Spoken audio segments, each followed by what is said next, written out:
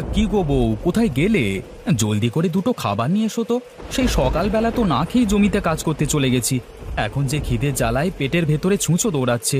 উফ, এখন যে একদমই ভালো ঠেকছে না গো, জলদি করে এসো তো। ওগো, এই নাও লাঠি। এই লাঠি দিয়ে তোমার পেটের ছুঁচোটাকে মেরে ফেলো তো দেখি। নইলে যে ছুঁচোটা তোমার পেটে থাকলে আরো ক্ষতি করবে, তাই না গো? হায় রে পোড়া কপাল, এ আমি কি বউ বিয়ে করেছি গো! শেষে কিনা একটা বোকা বউ বিয়ে করে নিজের কপালে নিজেই কুড়ুল মারছি। হায় হায় হায় হায়, আমার জীবনটাই বুঝি একেবারে শেষ হয়ে গেল। এই বোকা বউকে নিয়ে আমি কিভাবে সংসার করব, কে জানে বাবা। ওগো, আমি আবার কি করেছি গো? তুমি এত রেগে যাচ্ছ কেন? আমি তো তোমার ভালোর জন্যই ছুঁচোটাকে মারতে একটা লাঠি নিয়ে এসেছি। তুমি আর দেরি না করে এখুনি এখুনি লাঠি দিয়ে তোমার পেটের ছুঁচোটাকে একেবারে মেরে ফেলো তো। লাঠি দিয়ে আমার পেটে ছুঁচো মারতে হবে না গো, ওই লাঠি দিয়ে আমার মাথায় একটা বাড়ি দাও, আমি মরে যাই। হায় রে, পেটের খিদের জন্য আমি কথার কথা বলেছি, পেটের ভেতরে ছুঁচো দৌড়াচ্ছে, আর তুমি কিনা সেই ছুঁচো মারতে লাঠি নিয়ে এসেছো। তো ছাতা, আমি আর বাড়িতেই থাকবো না, আমি এই গেলাম। ওগো, তুমি এই বৃষ্টিতে ভিজে কোথায় যাচ্ছ? অন্তত ছাতাটা তো নিয়ে যাও। আরে রাখো তোমার ছাতা, খিদের জ্বালায় পেট হচ্ছে ভাজা ভাজা, আর তুমি কিনা নিয়ে এসেছো ছাতা, যত সব। আশ্চর্য, উনি রেগে গেলেন কেন? আমি আবার কি করলাম? আমি তো তার ভালোর জন্যই লাঠিটা নিয়ে এসেছিলাম, কিন্তু সে কিনা আমাকে ভুল বুঝলো।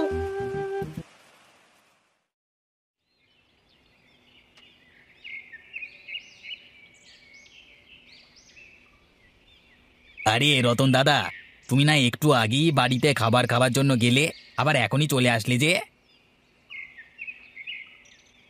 আর বলো না দাদা, এই বোকা বউকে বিয়ে করে পড়েছি এক বিপদে। আমি খিদের জ্বালায় বলেছি, ওগো বউ, খিদের জ্বালায় পেটের ভেতরে ছুঁচো দৌড়াচ্ছে, আর সে কিনা আমার জন্য একটা লাঠি নিয়ে এসেছে সেই ছুঁচোকে মারতে। এসব কি বলছো তুমি দাদা? আরে দুনিয়াতে এরকম বোকা হয় নাকি গো? বলতে হবে রতন দাদা, তুমি একটা ভালো বউই পেয়েছো, আর ভালো বউটা হলো বোকা। আরে হেসো না দাদা, হেসো না। তুমিও যখন এরকম একটা বোকা বউ পাবে, তখন হারে হারে টের পাবে যে বোকা বউ নিয়ে সংসার করা কি জ্বালা। তোমার মতো অত বোকা আমি নই যে একটা বোকা বউ বিয়ে করে ঘরে আনবো, বুঝলে?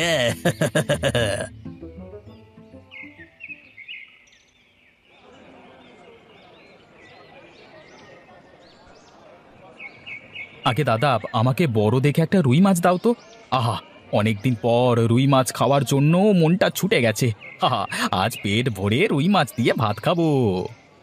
আগে দাদা, ঠিক আছে, এক্ষুনি আপনাকে বড় মাছটা দিচ্ছি।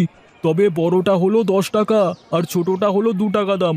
এখন বলুন তো আপনাকে কোন রুই মাছটা দেবো দাদা? আরে বড় রুই মাছটাই দাও, ছোট রুই মাছের স্বাদ কেমন একটা ভালো লাগে না।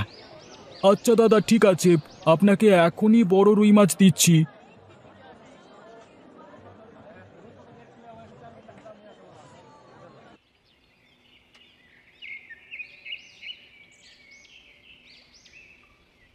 বউ, বউ, এই নাও বড় রুই মাছ। হ্যাঁ, যাও যাও, রুই মাছটা সুন্দর করে রান্না করো। আর শোনো, রুই মাছটা একটু দেখে শুনে রান্না করবে, বুঝেছো? বুঝে শুনে রান্না করব? আচ্ছা ঠিক আছে, আপনি কোনো চিন্তা করবেন না। আমি দেখে শুনেই রুই মাছটা রান্না করব। দেখবেন আপনার খুব পছন্দ হবে। আচ্ছা ঠিক আছে, ঠিক আছে, এখন তুমি জলদি করে যাও, মাছটা আমাকে রেঁধে দাও তো। আমার যে অনেক দিন ধরে রুই মাছ খেতে মন চাইছে।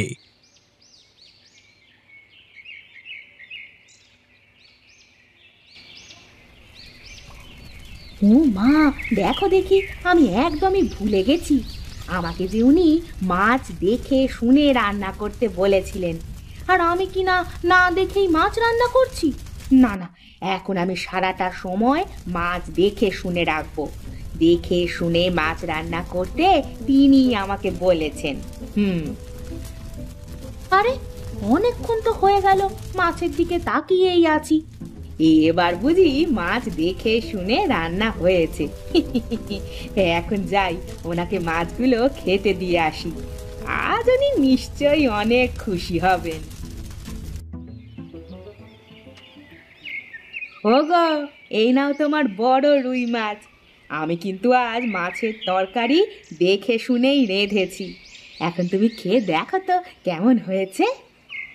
আচ্ছা ঠিক আছে বউ, তুমি অপেক্ষা করো, আমি এখনই খেয়ে দেখছি তোমার হাতের রুই মাছ রান্না কেমন হয়েছে, বুঝলে?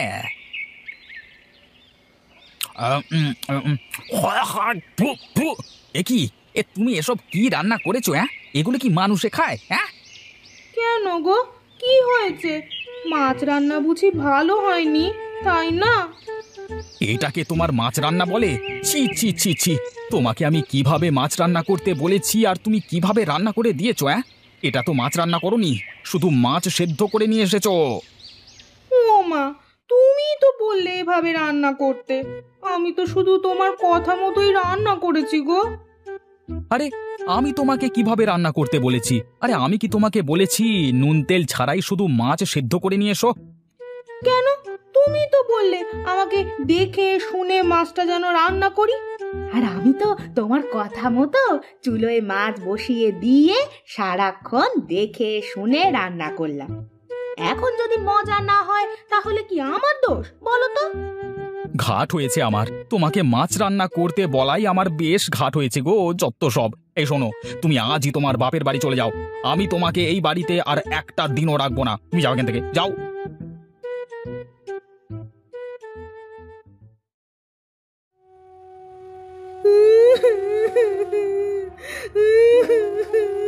ওগো, ওগো, তুমি আমাকে ছেড়ে চলে যেতে পারো না গো। ওগো, তুমি কোথায় গেলে গো? আমি আমি তোমায় ছেড়ে বাপের বাড়ি যাব না গো।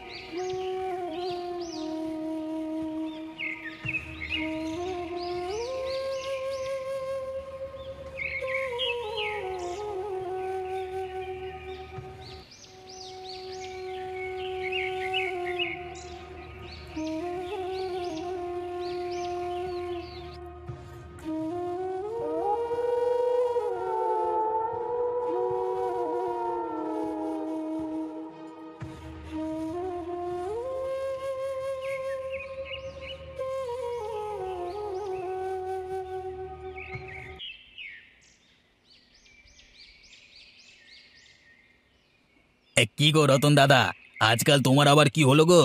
সব সময় তোমাকে মন মরা দেখছি যে।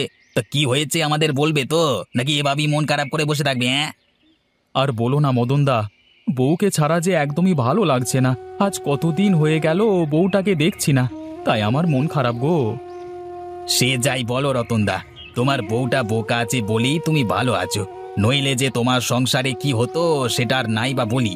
আমাদের করিম ভাইকে তো চেনো, তার বউ যে চালাক, ওরে বাবা রে বাবা, সারাক্ষণ করিম ভাইকে নাকে দড়ি দিয়ে ঘোরায়। হ্যাঁ, সেই হিসেবে তোমার বউটা একটু হলেও ভালো, বুঝলে? এখন যে কি করি সেটাই বুঝতে পারছি না গো। নিজের লাজ লজ্জা ভেঙে আবার বউকে আনতেও যেতে পারছি না।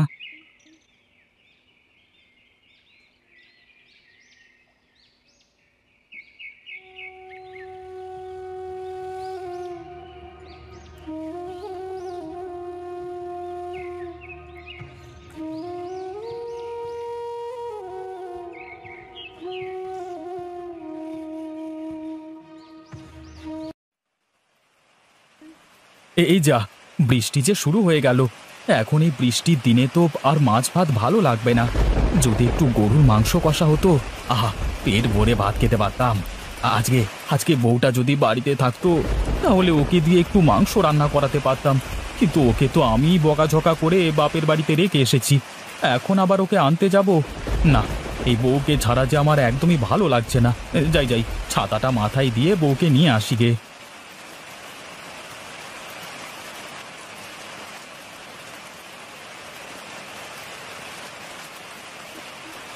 আরে দেখো দেখো কে এসেছে, আমাদের জামাই বাবাজি এসেছে।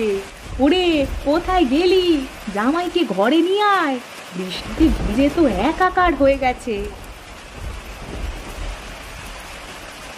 ওগো তুমি এসেছো? ইস, তুমি তো বৃষ্টিতে ভিজে একাকার হয়ে গেছো। এসো ঘরে এসো, তোমাকে খেতে দিই। কি আর করবো বউ, তোমাকে ছাড়া যে একদমই ভালো লাগছিল না, তাই আর দেরি না করে চলে এলাম। হ্যাঁ ভালোই করেছো, আমি যে তোমার আশায় পথ চেয়েছিলাম গো। এখন ঘরে চলো।